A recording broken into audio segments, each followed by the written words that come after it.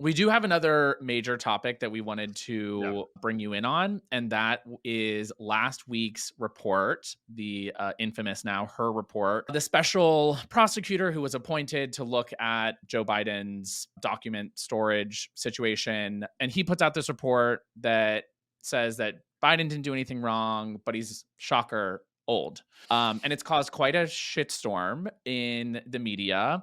And so, just like at a high level, how are you thinking right now about the challenge of President Biden's age as it pertains to his reelect? The report has kicked up a media feeding frenzy, and it definitely has. And I've just anecdotally in my own life, a lot of my friends and family who don't follow politics super closely have reached out to me about this. Like it is something that I think it really took this pre-existing concern that's been around for years now, and brought it more to the forefront of the conversation, and certainly kicked up a media feeding frenzy about it. Like it's not a surprise. Everyone's known Joe Biden is old. He was old when he ran in 2020. He's old now. Everyone knows that. And so Robert Hur didn't give us any new information other than he's offered these testimonials about Biden's memory, which, to be fair, are being contradicted by people who work with Joe Biden all the time. And it's not just his staff are Democrats. Kevin McCarthy reportedly told Republicans that Joe Biden is incredibly sharp in their conversations. And something I wrote in another piece I wrote for my newsletter message box was I worked in Washington for a long time. Rumors are the mother's milk of Washington. It is how it is the currency of the town. It's how it's traded. Everyone who goes into a meeting with the president of the United States comes out of it and tells everyone about it. And if Biden meets with not just Democrats, not just his staff, he meets with Republicans, CEOs, members of the military, people who probably are planning on voting for Trump all the time. If he was in those meetings and having the sort of memory lapses that Robert Hur said he's having, we would all know. Yeah. There's just Washington isn't capable of keeping that secret. And so I take everything Hur said about Biden's memory with a huge grain of salt. I do not believe that is an accurate portrait of the president. It seems like he certainly had an axe to grind there. But that doesn't change the fact that voters have expressed real concern about Biden. 2/3 of voters tell Gallup they wouldn't vote for a candidate over 80. Now, just that's about the same number said they wouldn't vote for a candidate who was convicted of a crime. So I don't know what turnout's going to be. In the NBC poll, 76% of voters expressed concern about Biden's age.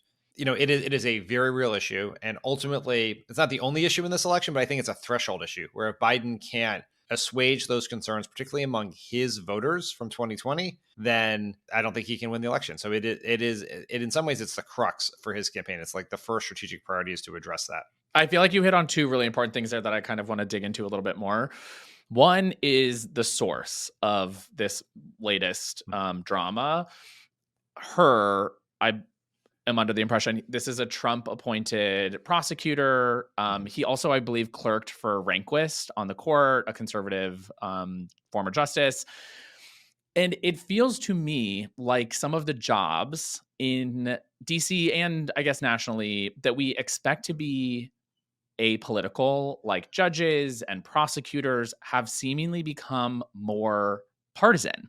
Like, is that how people should be interpreting this report? That like this is essentially a partisan maneuver or attack on the president's reelect more so than someone performing their official duties as a special prosecutor? Yeah, I mean, he's clearly a partisan, right? I mean, and special counsels have a long history of being incredibly partisan. Ken Starr, who was an independent counsel, but so basically same here, obviously incredibly partisan. So it is fair to say that this was a partisan report from a Trump appointee who went well above and beyond the scope of his duties in trying to paint this picture of Joe Biden, right? He was making a political argument, not a legal argument. So that is a fair point. Now, is that going to be particularly persuasive to voters? Maybe. It's hard because Merrick Garland appointed him, which is a pretty good pushback to it. And it's whether the Hur report came out or not, Biden would, those poll numbers I suggested all came out before the Hur report. So it's not like there was no concern or a modicum of concern that the Hur report created the concern. It's a reminder to everyone that Biden has this challenge. Trump has other challenges that may even be bigger than Biden's, but Biden has this challenge. And if people think the president's too old to do the job and to manage the crises and protect them and all of those things, they're not going to vote for them. And then we will end up with Trump. And so I think Biden can address it, but he has to do it, and he has to do it convincingly enough that people will come around. Like I think essentially is that, and you see this in some of the polling where just Trump has these massive advantages on all these issue areas. And part of it is because I think there's a segment of voters who have decided, as of right now, I think their minds can be changed. We have decided that Joe Biden is too old for the job and can't do it. So they're not going to listen to anything else he says. And so that's why it's a threshold issue, which is you have to open the door by demonstrating you have the capacity and the capability and the vigor to do the job for another 4 years. And then once you do that, you're going to be making your argument on the economy or why Trump is unfit because he wants Russia to invade NATO or all those other things from a firmer footing than he currently is. Dan, one more question for you. You wrote a piece about this and you gave people tips on how to communicate with people like you. You had friends reaching out who are not typically politically involved. And this is an issue that prompted them to pick up their phone and text you about it. Yep. What are some tips that we can give the Vibes Only audience on how to have this conversation and relational organize around this topic, which clearly is moving so many people? Yep. So first is we should accept that these are very legitimate concerns and not dismiss them and say that it's because you watch too much Fox News or you've seen all these out of context or altered TikToks of Biden seeming old. Joe Biden is 81 years old. He's the oldest president in history right now. He's asking to be president until he's 86. You're asking people to do something that has never been done before. And if you are someone who has older parents, like my dad is 75, he is sharp as a tack. He is in great health. I don't think he should run for president if he were to come to me and say that, right? And so this is something. You have an announcement to make. That's right. That's right. I mean, he would be like the third youngest person running for president if he were to do that. But especially with people with grandparents and parents, it feels very challenging to understand how someone of that age could do the job.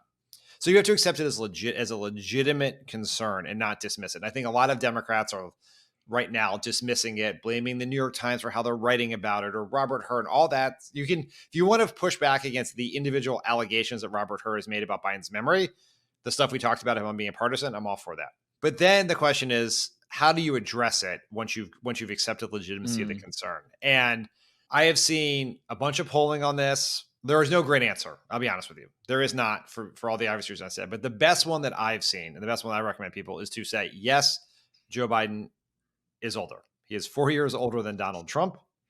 But unlike Trump, with age, Biden has developed wisdom and experience. And it's that wisdom and experience that has allowed him to make historic progress on issues like lowering the cost of prescription drugs, passing the first gun safety law in decades, helping veterans. You can just go on and on down the line. Just use an opportunity to pivot to Biden's accomplishments. Because one of the reasons people have doubts about Biden's ability to do the job because they don't know how well he's done the job for the last 4 years. Right. And so if you can inform them of that, that will help. And then the next thing is ultimately what all of us can do is on the margins. Biden's going to have to perform in the big moments to show people that he can do the job. But when he does when he has good moments, we should share those moments with the people in our network.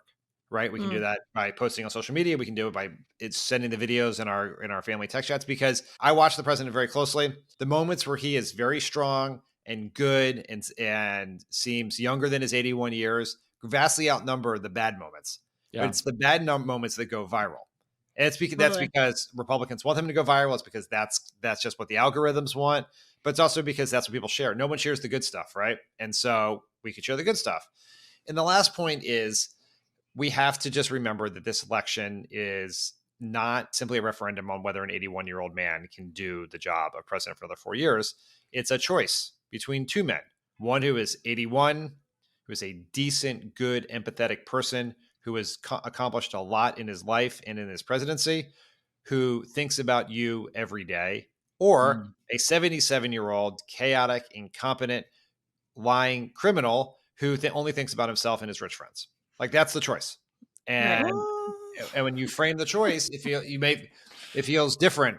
Pulling the lever for the 81-year-old may feel different than it does when it's just about his age. Absolutely. And that's on Vibes. That is on Vibes. That's what we're all about. Dan, we could talk to you about this stuff all day long. We've stolen too much of your time already. Thank you so much for being with us. We hope that you'll come back throughout the election this year and talk to us some more. Will do. Thanks for having me.